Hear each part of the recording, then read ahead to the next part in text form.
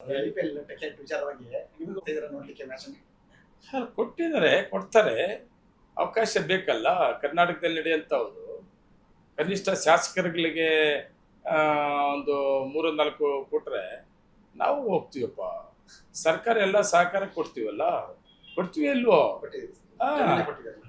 ಅಲ್ವೆಲ್ಲ ಸಹಕಾರ ಕೊಡಂಥದ್ದು ಶಾಸಕರುಗಳಿಗೆ ತೀರ್ಮಾನ ತಗೊಂಡಿರ್ತಾನೆ. ಅದು ಯಾರು ಶಾಸನ ರೂಪಣೆ ಮಾಡೋರು?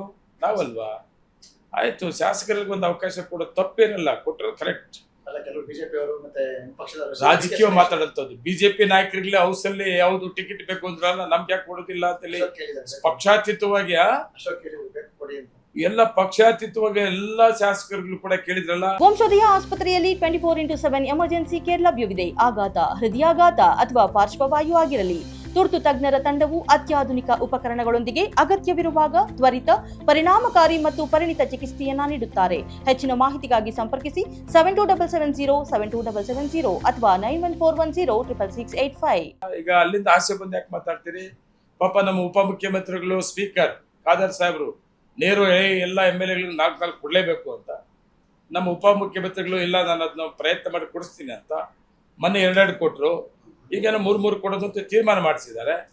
100% ಹೋಗ್ತೀನಿ ನಾನು. ಓಕೆ, ನಾನು ಕೂಡ ಕ್ರಿಕೆಟ್ ಅಭಿಮಾನಿ, ಪ್ರೇಮಿ. RCB ಗೆಲ್ಲಬೇಕು.